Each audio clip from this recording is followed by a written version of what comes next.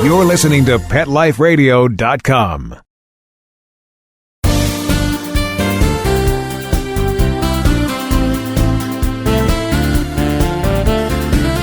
Welcome to Be Humane on Pet Life Radio. I'm your host, Dr. Robin Ganzert. The past couple of shows have been some special editions, a little different from our usual format.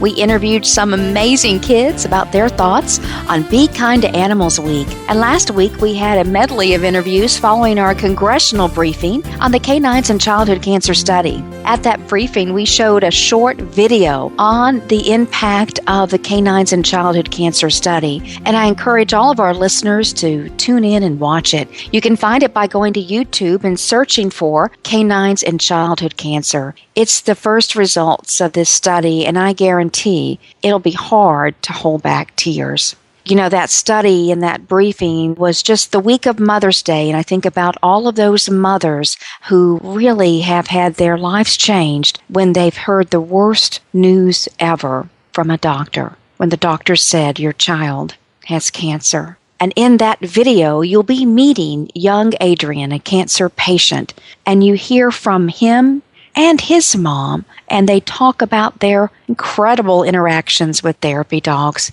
He is why we do the work we do. This week's show will be more like most of our other shows and other episodes. We've got a pair of terrific guests just in time for Memorial Day. First up is Army Sgt. Charles Shuck, father of the dearly departed and beloved Military Working Dog Gabe, who you may remember as the 2012 American Hero Dog at our second ever Hero Dog Awards. Following that, we'll be joined by another Army Sergeant, Jason Voss, an Iraq War veteran who was recently reunited with his old partner, Military Working Dog Cila. Thanks to the generous donations from American Humane Association supporters, we were able to bring home Cila to live out her retirement with Sergeant Voss. You'll definitely want to hear more about their emotional reunion a little bit later in today's show. I'm sure plenty of you will be headed to the beach or hosting picnics and cookouts and enjoying your long Memorial Day weekend.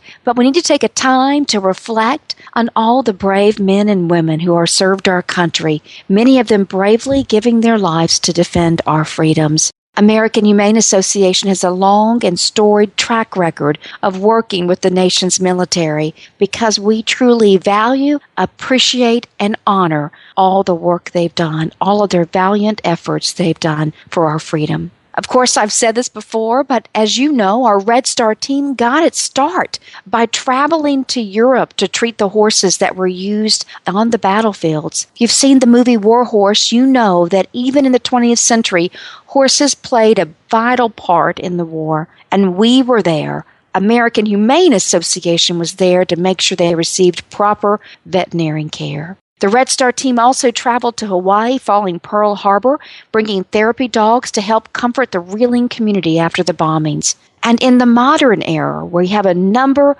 of life-saving and life-affirming programs and resources dedicated to members of the military, veterans, and their families. This past few summers, we partnered with the National Military Family Association by sending our animal-assisted therapy teams to their Operation Purple camps for children who have one or more parents deployed in the military. These children face a harsh reality that many of their friends do not. Having to cope with mom or dad not there to help them with their homework, cook them dinner, or play catch with them in the park. Many of these children close themselves up to the world, thinking they have no one to talk to about how they feel. But I can tell you from personal experience, you should see the way these children light up at the sight of these therapy animals. And I say therapy animals because our teams bring more than just dogs. In fact, we've had appearances from a therapy llama and a mini horse. Children open up at these camps with the therapy animals in ways they never could with their humans. You know, that's, I think, the power of the bond. And for many of our brave servicemen and women, the return home from war is just the beginning of the battle. Sadly, every year, thousands of our nation's veterans are diagnosed with post-traumatic stress disorder from their tours of duty in Iraq and Afghanistan, often serving multiple consecutive tours, unprecedented in previous U.S. military conflicts and other wars. and easing back into society is difficult and sometimes terrifying to them. Studies have shown that service dogs have a healing impact on people diagnosed with PTSD, and more of these two-legged heroes are relying on four-legged heroes to help better their lives. These dogs help their handlers live the lives they once did without the fear of the unknown. Our Wags for Patriots program helps put leashes in the hands of the veterans who need the dogs the most. Eligible veterans are encouraged to submit applications for funds to help them adopt service dogs. American Humane Association will provide grants of up to $2,500 to help offset the cost for qualified veterans to receive a PTSD service dog. Are you a veteran who's been diagnosed with PTSD, is in need of a service dog, or know of one? Please visit AmericanHumane.org. That's AmericanHumane.org for more information and to submit an application. And of course, we are now helping to bring home military hero dogs who bravely serve tours of duty abroad. We'll hear more about this program a bit later in the show when we interview Sergeant Jason Boss. Definitely stick around for that. But also, stick around for our next guest, Sergeant Charles Shuck. We'll be right back on Pet Life Radio. Look forward to you coming back and look forward to hearing from Sergeant Chuck Shuck. We'll be right back right after these messages. Stay tuned. Every pet is unique. Maybe they're gray in the muzzle, yet young at heart. Maybe they're growing out of the puppy stage and into their paws and ears. Or maybe they're just trying to maintain a more girlish figure. At PetSmart, we have the right food for your pet at a great value for you. PetSmart. Be better together. Go to PetSmartDeal.com and save up to 30% on awesome gifts for the pets and pet people in your life. Toys, collars, leashes, PetSmart gift cards, treats, and more. Go to PetSmartDeal.com today. PetSmartDeal.com. Let's Talk Pets on PetLifeRadio.com.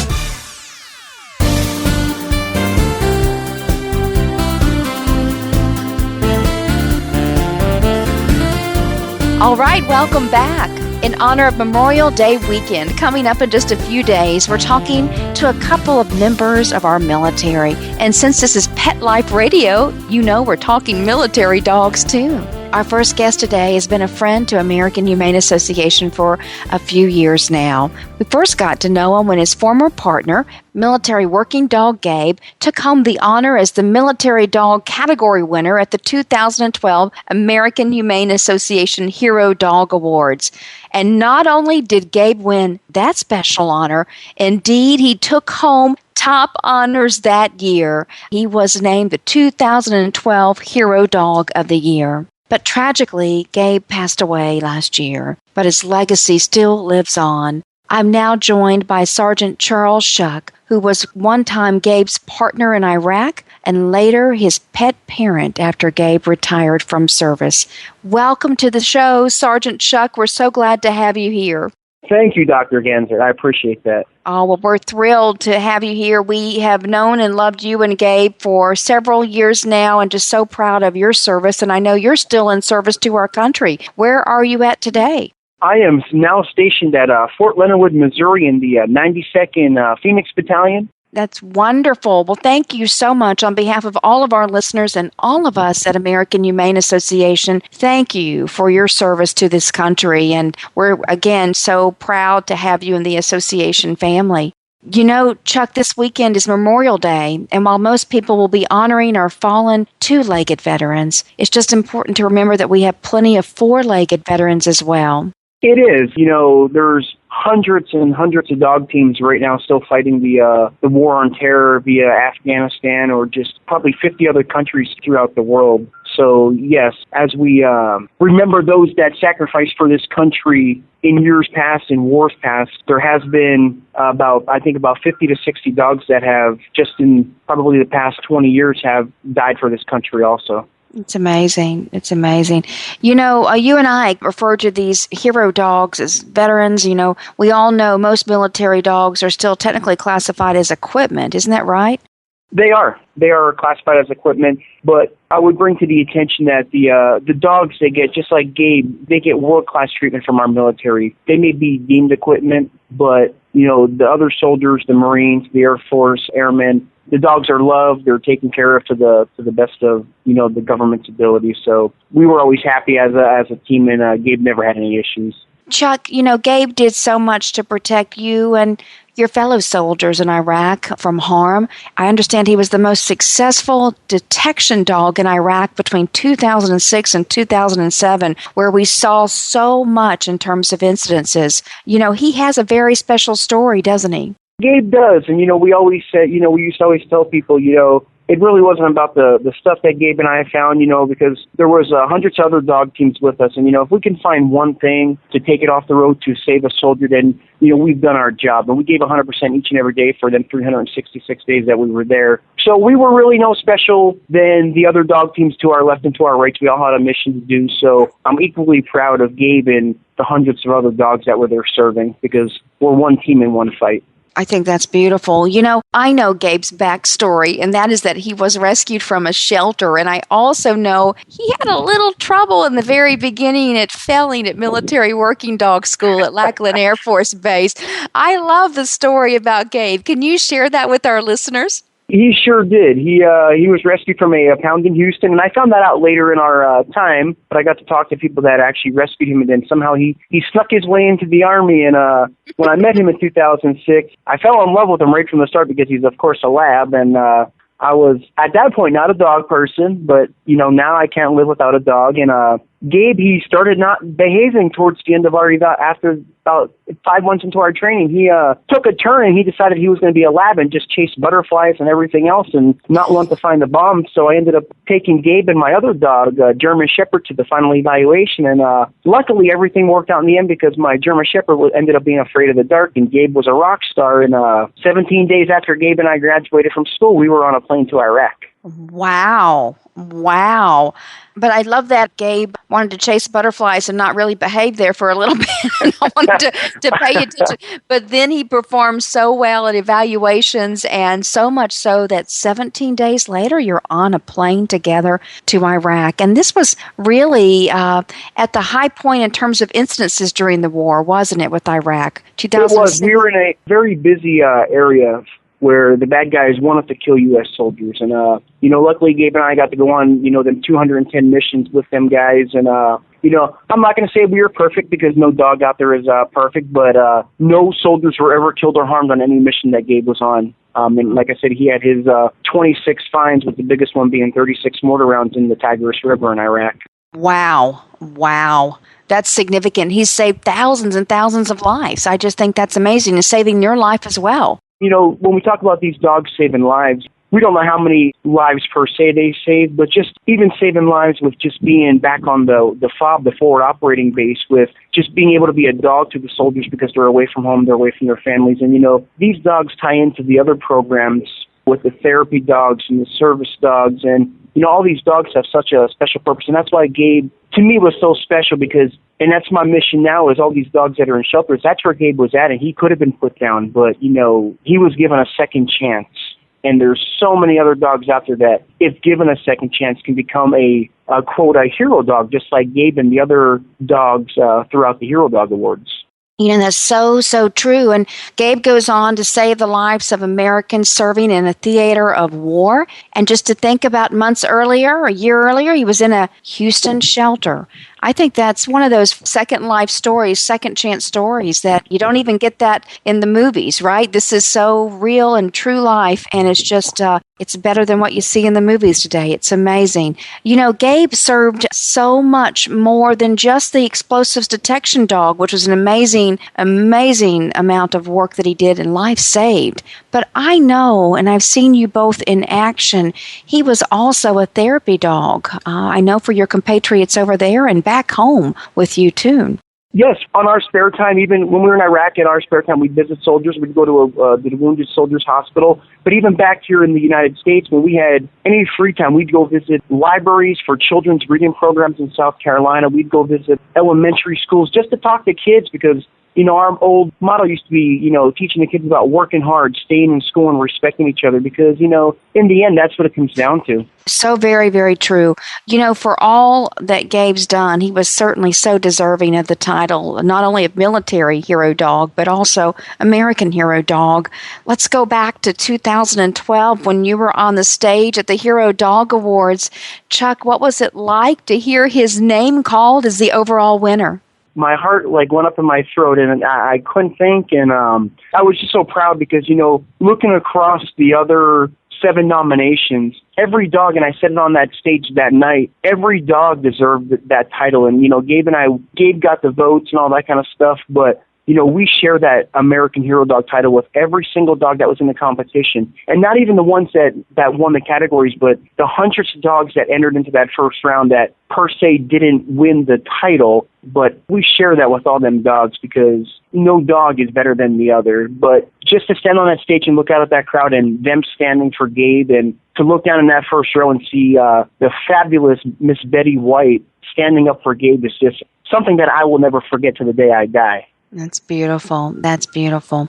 Well, sadly, Gabe left us last year, which was hard on all of us at American Humane Association and for Gabe's hundreds of thousands of fans around the world.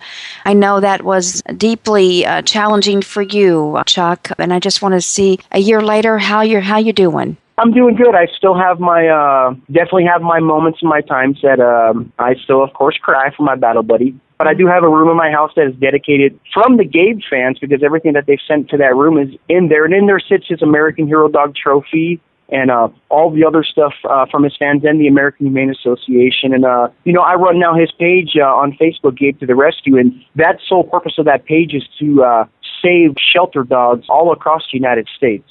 And we're very successful at it. That's wonderful. And you're always posting about dogs around the country needing those forever homes. Can you tell us again? It's Gabe to the Rescue, and that's the Facebook Gabe to the page. Rescue. Bravo. Gabe to the Rescue. And Gabe he's saving thousands of lives now. I think that's wonderful. The dog is still saving lives. What an amazing example of a hero dog. Now you're back from Iraq and you've been in the States. Share with all of our listeners, what are you doing today in the Army? I am currently the training NCOIC of the battalion. So pretty much I help plan the training. I coordinate ranges and I deal with almost 1.2 million rounds of ammunition and all that kind of good stuff. So I'm almost responsible with my counterpart, which is an officer, for the training of about 795 soldiers. That's wonderful. Amazing work. Amazing work, Chuck. Tell us, I know you're based in Missouri. What dogs do you have with you now at home? I have I have 3 other rescue babies. I have the ones that I had for about 6 years, a lab and a husky. And in honor of Gabe, about 6 months ago, I rescued another lab named Gabby. I named her Gabby in honor of Gabe. And but she's night and day. She does not listen like Gabe yet. I'm still working her. She is a terror. But she came from a kill shelter, and now she's in a loving home until the day she passes away. Oh, that's beautiful. Is she chasing butterflies? She chases anything that moves, including the weed eater.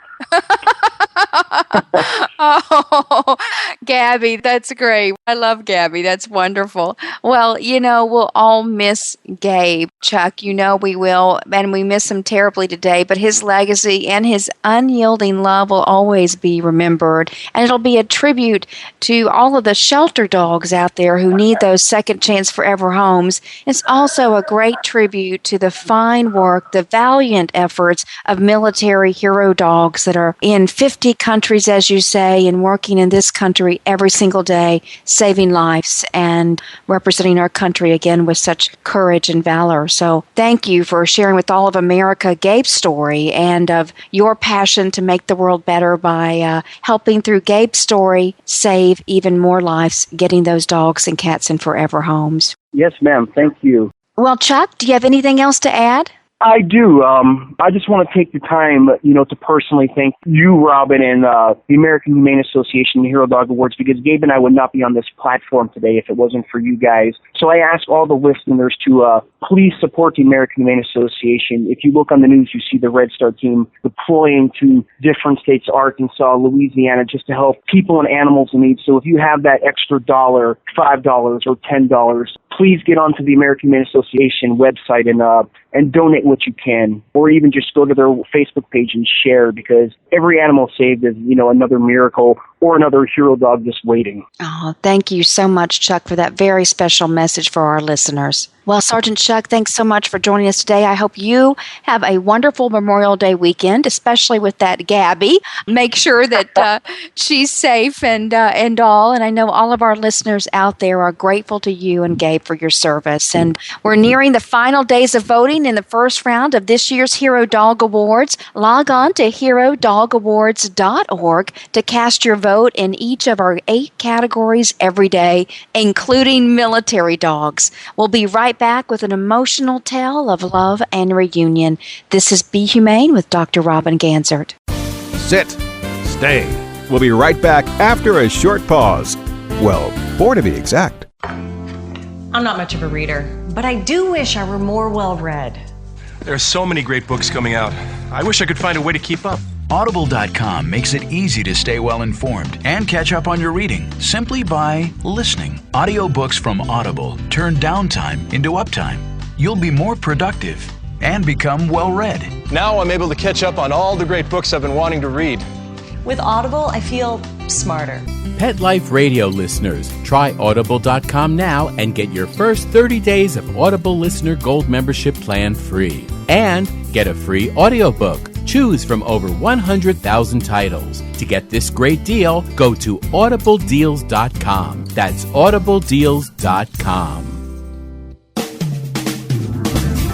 Hi, this is Marcy Davis and my service dog Whistle, and we're your hosts of Working Like Dogs on Pet Life Radio. Working Like Dogs is the show where you can learn everything you ever wanted to know about working animals or working dogs. Whether you're a member of a working dog team or you've just seen a working dog or animal out at the mall or the grocery store, and you're curious about how these amazing animals work with their human partners, then Working Like Dogs is the show for you. Join us for the inside scoop at Working Like Dogs on PetLifeRadio.com.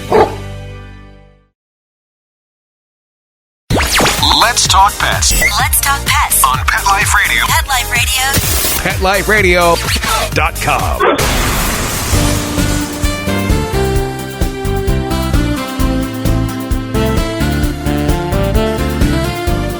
Welcome back. In honor of Memorial Day, my next guest is a veteran of the Iraq War, where he served side by side with Cila M389, a Labrador retriever searching for roadside bombs and weapon caches on almost 100 missions in Iraq. But when it came time to come home in 2012, Sergeant Jason Boss had to be separated from his canine partner, from his friend.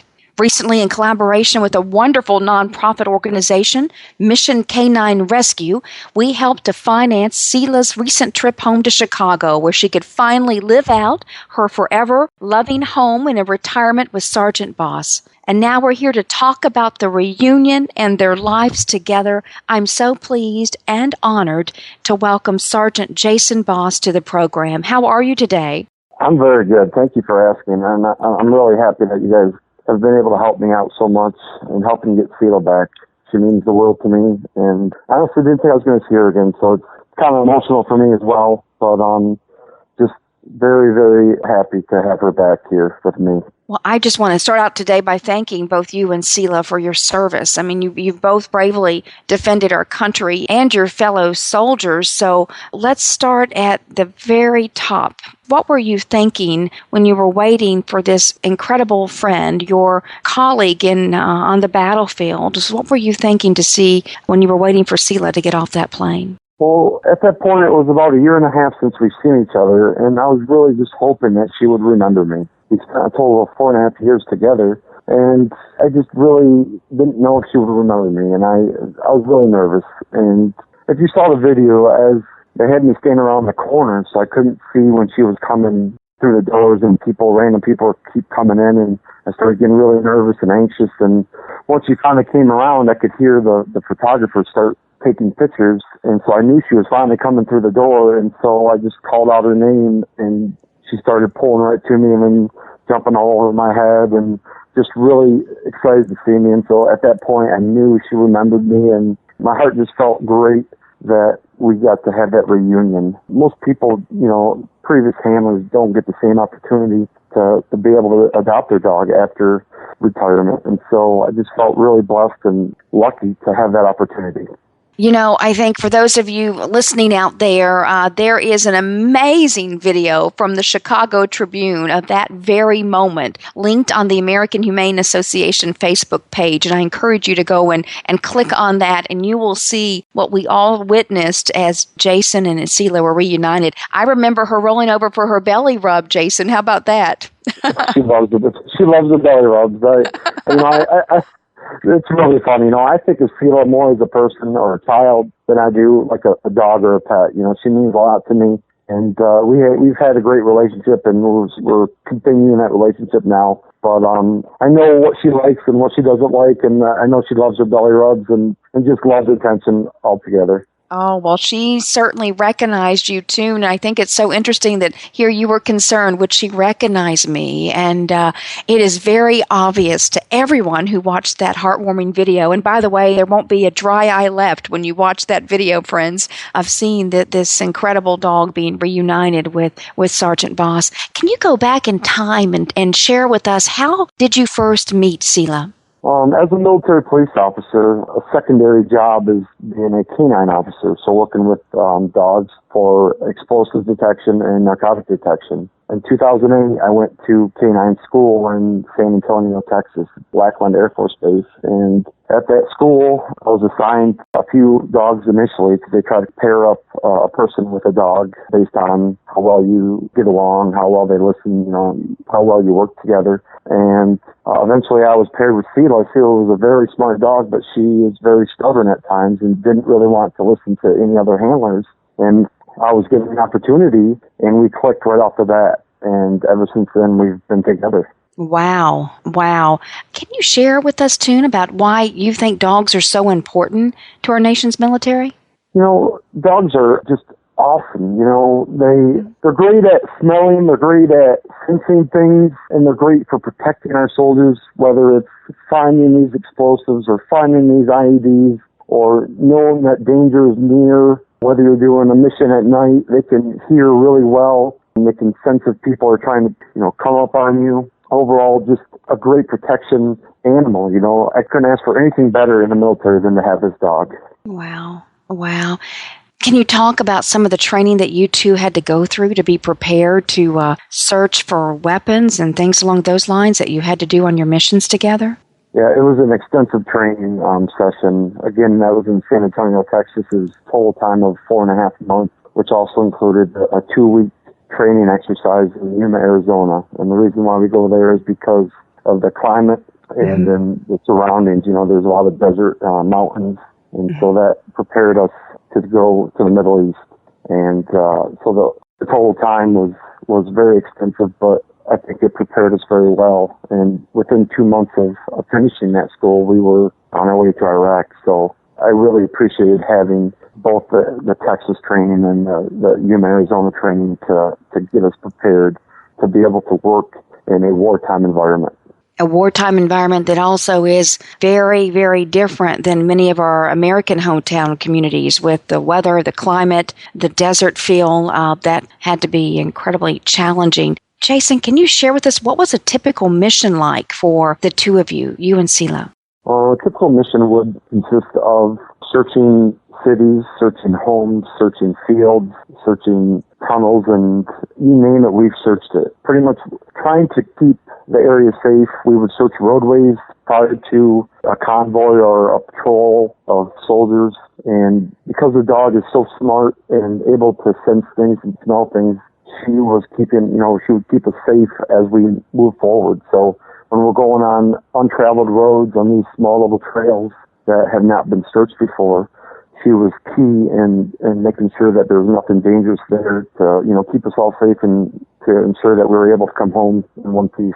Wow. When she would find something, when she would detect something, what happens then? Pretty much there's cues that the dog will give to me that I've been trained and what I've, seen from all their training. Mm-hmm. And with her, it's different with every dog, but with her tail will start spinning around in a circle kind of like a helicopter. And when she does that, there's something, it's not always something bad, but there's always something different. Mm-hmm. And for me, that's kind of, I need to stop moving, don't pay attention to anything else but her and see what happens. See if she goes to a certain area, if she shows a lot of interest in an area, and then I'll pay attention to that and then kind of, figure out whether it's something I need to go check out or something that is nothing. Wow, that helicopter spin on the tail, that's fascinating how they communicate to us. Definitely.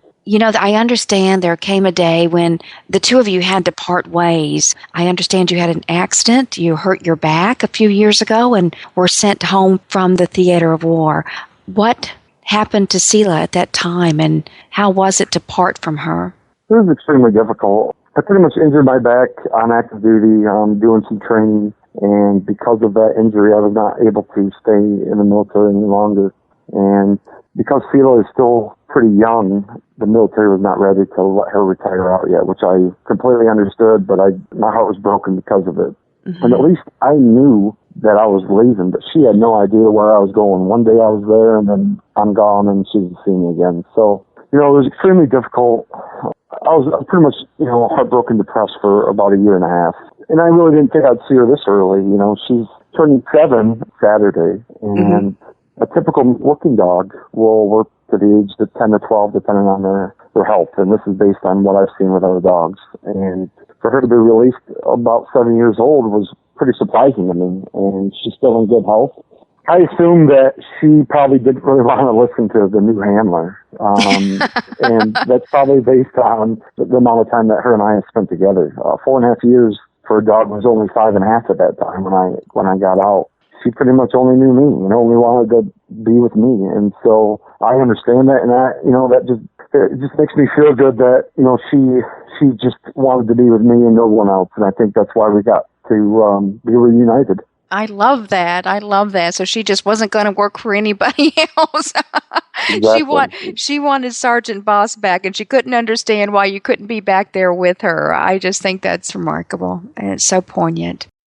Talk to us a little bit about what was the process it took for you two to find each other again with this reunification and how that came about. Well, before I left Fort Lee, Virginia, and that's my last duty station once I left the Army, I knew where she was going, and so I contacted the handler, and I said, hey, I know that you're going to be getting my dog, but this is still my dog, and I want to know what's going on. And so I kept in contact via Facebook with this handler. And additionally, I know the canine community is in the military is very small. And so I might not know one person, but I know someone who knows that person. And so I can contact people no matter where they are in the world. I know someone who knows that person within that canine community. And so I kept in contact and I made sure she was doing okay. And I think it was around February that handler contacted me and stated, they're going to retire her out. Do you want her? And of course, I'm like, yes, what do I have to do? And so then I started filling out some paperwork. I had to fill out an adoption packet through Blackland Air Force Base, which is, the headquarters of military canine training. So I got all the paperwork completed, and then, she went to Germany. Cila went to Germany after I got out, and I didn't know that, but I really didn't know how to go about trying to get her back to the United States. If she were in the United States anywhere at a base, I would have jumped in my car and just went and picked her up. But being in Germany, you can't do that. So it was really helpful that, I went and contacted some veteran organizations, and I got in contact with Chris Maurer from Mission Canine Rescue. And she, was very experienced with getting retired military dogs to a good home. Usually it doesn't happen with the previous handler, depending on the situation, because there are some dogs that are trained for aggression and trained for detection as well. Cila's only a single-purpose dog, so she's only detection. And so if you have a young family, young kids, you don't want a dog that maybe is aggressive. That could be an issue. And so usually a handler would not be able to adopt their old dog, a retired military dog, if they have young children. It's one of the requirements because you don't want nothing bad to happen. So in my situation, I didn't really have that difficulty because she's only a single purpose dog, only for use for detection. So really great with kids. And again, I had to find funding, and Chris found funding through the American Humane Association, and they helped me out and paid Cila's flight, and I was just blown away. So happy that there's so many people out there that just care about other people. It really gives me a better feeling about humanity in general. That just random people out there just want to help you out, and it's just an amazing situation. Well, I tell you, from all of us at American Humane Association, we care so much about you and Cila, and we were so honored to partner with Chris and Canine Rescue to make this reunification happen, and we were proud to do so, and we're going to devote the next few years to making sure that this happens for any veteran who wishes to be reunited with their canine partner. So we're going to make that one of our top priorities. So thank you for letting us be part of this process. Is Cila now enjoying her retired life? I bet she is. she's laying right next to me here and chewing on a toy and just really happy. I'm getting all kinds of attention from my friends and family. I've been taking her around and showing her off. Everybody, we're kind of a local celebrity here in Michigan with all the news coverage, and it's been really great. It's been really great for her and for me. It's just an awesome story. Awesome story. I really didn't know what to expect with the whole situation, but it's been great. It's been really great. She sleeps with me every night. She doesn't like to go away from me, She doesn't like to be away from me at all. And so it's awesome. It's a great experience. That's wonderful. How will the two of you be spending your Memorial Day weekend? I think we'll probably go to some parades or something like that, and something to take her around. And she's great with young kids and with everyone, but especially young kids. And so I'm going to take her around and just let her be seen. Let her be seen, and people can come up and ask me about her and play with her and, just have fun. That's wonderful. I think you both deserve a lot of fun, especially with all the service you've done for our country and all the lives together you have saved. So on behalf of all of us at American Humane Association, we're proud to know you, and we're so proud to call you part of our family, and we thank you for your service. I appreciate it very much. Thank you. Thank you. Well, this has been an incredible segment in Be Humane, our weekly radio show, as we've celebrated Sergeant Boss and his reunification with Military Working Dog Cila. If you want to visit our Facebook page, see that video, I can tell you your heart will be forever touched. Sergeant Boss, I wish you and Cila all the best. I hope you enjoy this very long holiday weekend. And to our listeners, we'll be returning to Capitol Hill sometime this summer for another congressional briefing, this time focused on the importance of bringing home our military working dogs and giving them the respect and care they deserved as full-fledged veterans. We'll be sure to do a show focused on that briefing, and we hope that Sergeant Boss and Cila will join us on Capitol Hill. But in the meantime, we'll be back next week with another show, and don't forget how important it is this week and every week to be humane. Let's Talk Pets, every week on demand, only on PetLifeRadio.com.